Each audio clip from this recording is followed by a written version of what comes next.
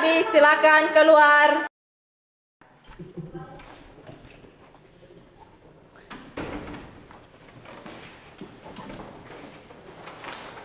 Baik, izin dokter, perkenalkan saya Maradia Azalia Asgadi dengan NPM terakhir 030. Jadi di sini saya mendapatkan skenario adanya laki-laki 22 tahun dengan keluhan utama demam sejak 7 hari terakhir dan naik saat malam hari. Keluhan tambahan yaitu lemas, lidah terasa pahit, sakit kepala, nafsu makan turun dan belum BAB di 2 hari terakhir. Berdasarkan hasil pemeriksaan fisik didapatkan suhunya berkisar antara 39 derajat Celcius dengan denyut nadi 88 kali per menit dan tekanan darah 110/70 mmHg.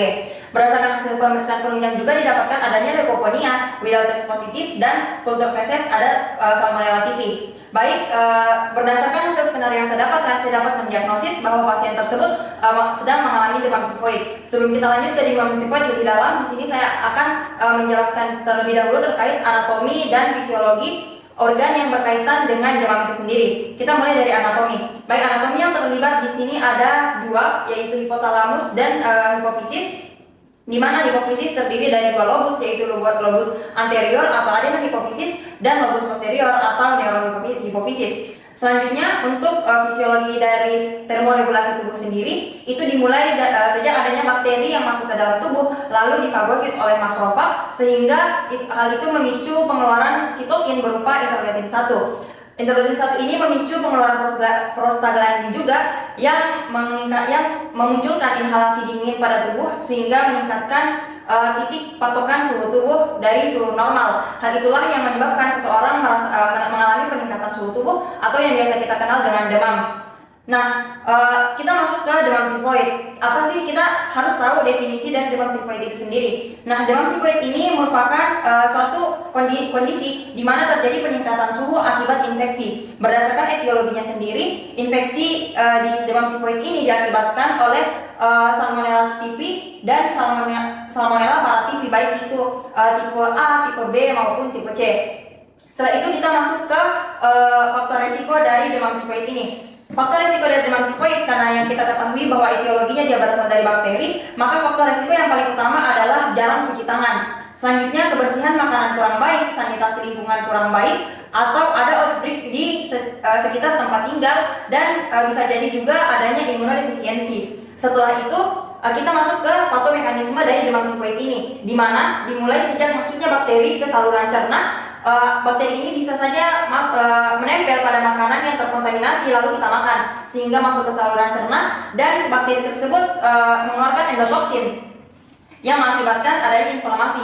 Nah, inflamasi di saluran cerna ini memicu pasien mengalami nyeri perut atau bisa juga konstipasi dan paling parahnya itu bisa memicu perforasi atau adanya luka robekan pada organ dalam.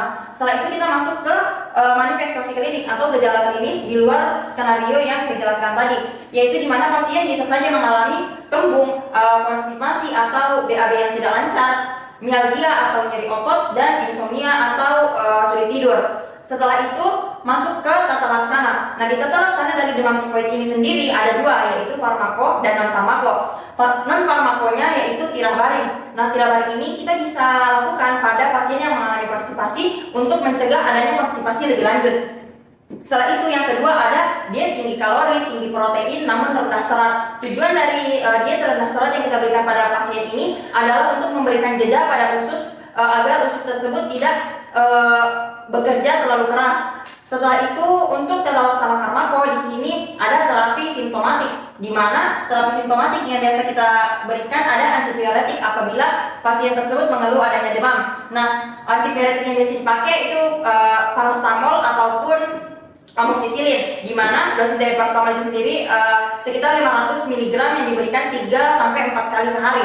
Setelah itu, apabila pasien mengalami atau mengeluhkan gejala muntah, kita bisa memberikan antiemetik. Nah, antiemetik yang biasa kita berikan di sini adanya pemberian melalui oral yaitu domperadon. Nah, apabila muntah atau yang dikeluhkan pasien itu makin parah, kita bisa lakukan rawat inap dengan penginjeksian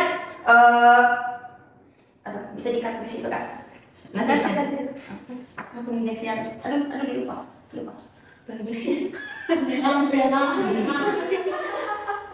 Oh, siap. Pendaset. organ sektor dan mikroprogram. Lanjut. Nah, dari apabila pasien tersebut mengeluhkan muntah berkepanjangan, kita bisa melakukan rawat inap dengan penginjeksian ondansetron ataupun metoclopramid. Setelah itu, terapi kausal yang biasa kita gunakan adalah pemberian antibiotik, yaitu variasi dari antibiotik yang biasa kita berikan sendiri ada chloramphenicol, ceftriaxone, amoxicillin maupun cefixim. Untuk dosisnya sendiri, chloramphenicol biasa kita gunakan yaitu 500 mg dengan 2 dosis selama 3 sampai 4 hari. Setelah itu, untuk ceftriaxone sendiri kita biasa berikan 2 sampai 4 gram dengan 2 dosis sehari per kilogram berat badan selama 14 hari. Jadi baik deh, kurang lebih tadi penjelasannya sudah bagus, mulai dari anatomi sampai prognosis. Terus yang menjadi pertanyaan saya itu diagnosis banding kamu apa dari skenario tersebut selain demam tifoid?